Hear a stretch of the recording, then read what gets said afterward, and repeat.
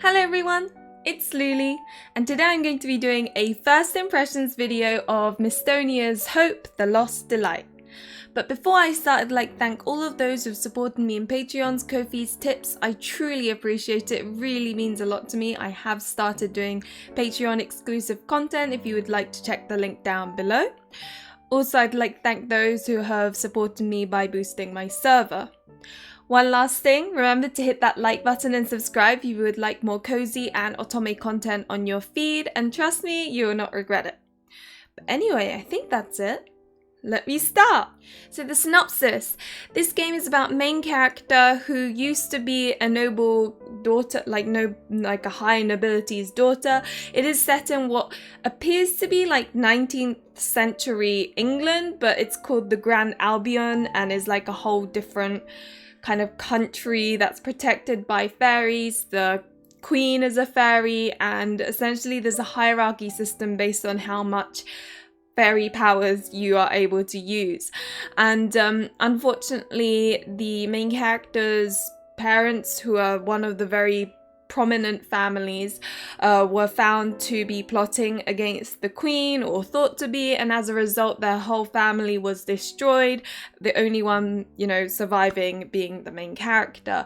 And so she's like, right, I'm gonna seek revenge. And then this story is 8 years after all of this has happened, and what she's doing is she infiltrates into one of the most important families as a maid. And yeah, it's really quite an interesting, fun, exciting concept, and I'm not gonna lie, I love that about this game. So the heroine is actually a coup d'etat character, which is really rare for a main character. Like, you get loads of coup d'etat love interests, but main characters tend to either be sweet, cute, very strange, a fighter, but a coup d'etat where they think like logically, strategically, it just isn't something, I don't think I've ever come across it before. So it's nice and refreshing, but at the same time she's not extreme, so you don't find discomfort, you can still relate to her. And so I think Aprose was actually a very good main character. I just wanted to give her a hug. Now there are 6 love interests in total. Note that I have only played one route and a little bit of a second one. So of course all my opinions are based on that. But you've got Alfred, who is the really tall, long-haired, like he's a real coup d'etat character. He's 30, which is kind of nice. We finally get older love interests. Like, I know he's not old, but he's still older, which is always nice. You've got Lucas, who is extremely gloomy. He hates people. He's like, he's a bit of an emo kid, to be honest. He even has like I know there's like a whole aesthetic about him, and yeah, but I think I have high hopes for him. Then you've got I don't know how to pronounce his name in English, but in Japanese it's Rainasu, and he is kind of a Genki puppy trope, I would say, and I think his route, I could be wrong, but I think his route is going to be a very kind of like romantic one compared to the others. I just have a hunch. And yeah, I forgot to mention all of these characters are, apart from one, is nobility, and they all kind of have powers. Like Alfred has the ability to kind of create shields and work with rocks. Linus has ability that not many people know of. There's so little out there that even as the main character and as a player you don't know what it is, and I'm kind of looking forward to playing his route because I imagine we'll find out. Then you've got Linus, who is like, he's got a really good nose. I can't remember the exact kind of powers, but his family are very much like the guard dogs of the queen. Then you've got Ascot, who is an absolute massive player. Oh my dear lord. I don't think I've come across like such a full-on player that, because like in a lot of otome games I find that there are player characters, but they're very like mild, and I don't know, with Ascot it feels very extreme. It could be an age thing, but I can't remember his powers either. I just know that I think he's very loyal to the queen though, so everyone's a little bit like when Aprose is trying to get to learn bits and pieces of information. Then you've got Edward, who is kind of, I'd say I guess a poster boy, maybe. He seems very lovely, almost too lovely, which makes me feel very intrigued about his character. Like, I'm sure he is lovely, but a small part of me is kind of hoping that he turns out to actually have a really dark side. That's like, I'm really hoping. I believe has the ability to create like wind, like insane wind attacks, like tornadoes and stuff. And then you've got the sixth one, who is John. He was the childhood friend of the main character Aprose's brother, so there's that kind of childhood friend trope-ish, but I feel like it isn't a conventional childhood friend trope, because it feels almost like he feels responsible to protect and look after Aprose, because, you know, her brother has passed away. So there's that kind of protective vibe about him, but he's not pushy. Like, he appreciates Aprose's thoughts and wishes before anything else, and that's kind of nice. Now, moving on to the system, this was quite fun because, so you've got the common route, the character route, and then the 3 separate endings. But in the common route, it very much felt like the sort of, obviously the visual novel portions, but then the map selection and then the investigation kind of section. And basically what happens is you go around the map. Every time Aprose goes into a certain room, something happens where she may or may not gain some information. And then so you accumulate all of these, I think they're called fragments or something. And then once you've gone into all of the rooms, which it appears you can choose to go into all the rooms or not. I don't know how that affects the story yet because I haven't played the entire thing. But you know, in the second stage, you can use those fragments to look into like the emotions or feelings or, you know, what happened in that particular moment. And I'm not really one for long common routes. I get really fed up. I'd say this one was sort of like a medium length, but it was more fun because of the fact that you had this bit of interaction and it was like a bit separate from the visual novel part. You know, it's nice kind of slowly accumulating information in such a way as opposed to it being dumped onto you in big heavy text. And yeah, it really gave that feeling of investigating the manor as Aprose. And it's also really heartwarming seeing how she grows as a character and how she builds relationships with, let's say, the other maids or the butler, or, you know, even those things. It's kind of nice to see. Now, there are 3 endings: the dawn end, which is essentially the good end, the clown end, which I believe is a bad end, and then the astray end, which is, I can't remember, the astray or clown ending, one or the other is like a bittersweet or bad, like that sort of. So you've only got one good ending and the other 2 are either bittersweet or bad. And but I think it was, you know what, this, you know how like a lot of games, you've got like these endings, but they're kind of like right towards the end and then the ending happens. Well, with this one, it felt like there was a little more build up to that ending. So those 3 branches were kind of almost a bit longer, which is kind of nice and new. It could also be the fact that there are only 3 love interest chapters. So I guess maybe that's why the ending felt almost like a 4th chapter. But yeah, it was interesting. I particularly like the bittersweet endings of Alfred's, but like that's just the way I am. I'm always for the bittersweet endings. Now, I have heard that 3P endings as well. I think once you complete character A and character B, because they're kind of like in 3 different groupings, then it unlocks the 3P ending. And I have heard some interesting things about the 3P ending, so I am very much looking forward to playing those. It's like what drives me to keep on going forward with this game, to be honest. I want to know what it's gonna be like. Now, who would I and would I not recommend this game to? I would recommend it to those who like that kind of English 19th century Western vibe with like nobility and like court politics, and especially politics. There was quite a lot of that, so if you're not into that, this could be a really boring game for you. I also would recommend it to those who prefer a lot of plot over romance. At least based on the one route I have played, I felt like a lot of the focus was on plot because of course Aprose is driven by revenge, so that's on the forefront of her mind. Like, I think because she sees romance as like, whatever, I don't have time for that. Naturally, that means the story ends up being that way as well. But if you like plot more than romance, then this may be the game for you. And that's not to say there's no romance.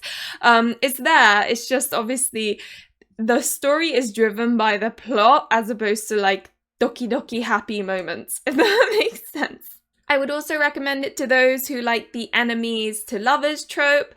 Every single one of these characters, apart from John, is a nobility. So essentially, she sees them as a potential reason as to why her family disappeared in the first place. So naturally, all of those 5 love interests to her is an enemy, which means every single route starts from her kind of being very wary of the love interest. So if you're really into the enemies to lovers trope, or enemies to allies to lover, or whatever, then this will probably be a good game for you as well. Now, of course, I would not recommend this game to those who want something contemporary or Japanesey, or, you know, because it is very, like, couldn't be more classic British nobility. Kind of gives off Victorian vibes when you were to look at the clothes. The maids anyway, and how there's like a downstairs and then an upstairs, like that sort of thing. So if you're not into that, then definitely no. If you're looking for Japanese history or like contemporary, just look elsewhere. I would also not recommend it to those who are looking for like a super romantic, super fluffy experience. This is very hardcore plot and lore from what I can tell in the one route I've played, and I feel like it's going to be like that with the rest as well. So if you just want something that's mindless, when you don't use your brain and you're like, oh my god, I just want to see them happy together, then this is definitely not the game for you. And lastly, I would not recommend this game to those who are not looking for a unique, interesting main character. If you prefer self-inserting, then given this character has a bit of a personality, it may not quite be the same. You know, you'd want to look towards like Amnesia, for example, where the character has a very sort of kind of reserved personality. This girl, she is always thinking, she's always like, oh, that bit of information, that could be handy in this situation.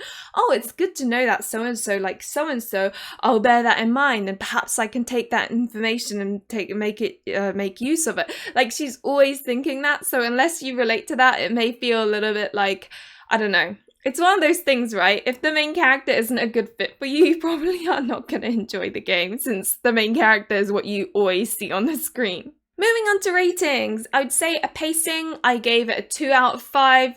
Honestly, because of the lore and like the trying to build up and like all these investigating things, sometimes it felt a little bit slow, especially with politics. You're like constantly reading about who's getting along with who and what's happening in town, and like it can get a little bit like slow in that sense. But I don't think that's a bad thing. It just means it leans towards certain preferences. Like if you like that, then it's probably a good thing.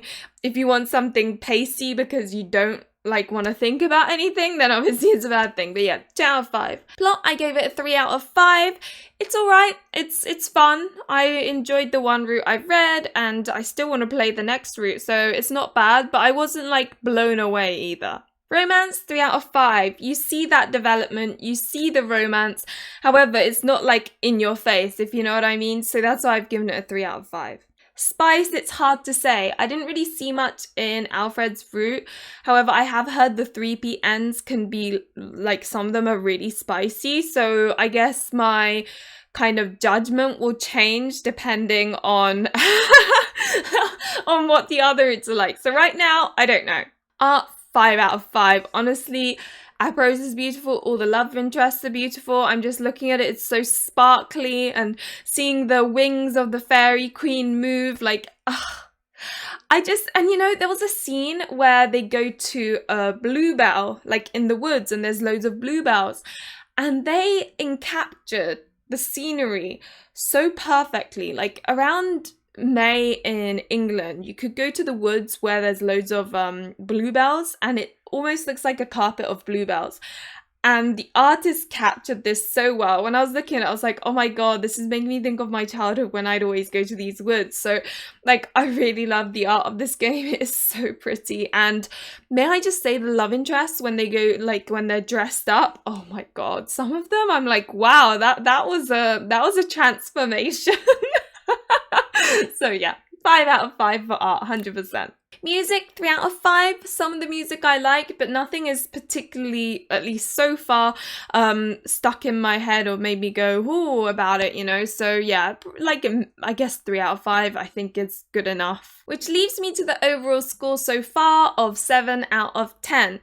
I don't think I'm particularly, like, you know, blown away by anything apart from the art maybe, but I wouldn't say it's bad either. I am enjoying myself. I guess, you know, it makes sense that I'm not 100% sure yet, given I've only played a route and a bit, but so far I think if you were to try it, then you probably would like it. I mean, I'm not gonna tell you go and please play it, but like, I don't think it's bad either, if that makes sense. It's good, but not amazing so far. So those are kind of my thoughts. So yeah, that's kind of it. I'd say overall, my comments are that as someone who loves nobility drama, court politics, all of that, this is sort of a perfect game for me.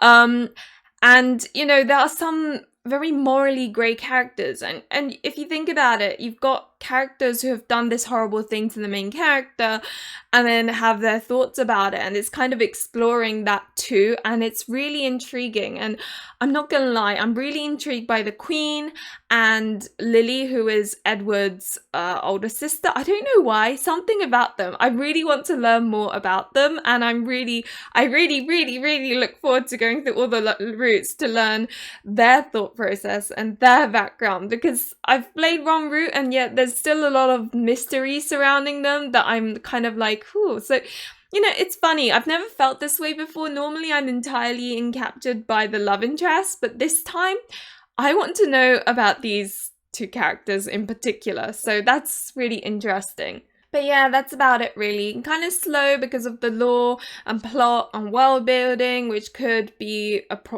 could be tough for some, but I think that's the beauty of the game. And yeah, I don't know. I'm having fun. I hope other people will have the same amount of fun, if not more, than I am when they buy this game. If you have any questions about Mistonia, do comment them below and I will try my best to answer them. And I think that's it. As always, case, thank you very much for watching. Remember to like and subscribe if you enjoyed the content, and hopefully I will see you in another one of my videos or streams. Bye!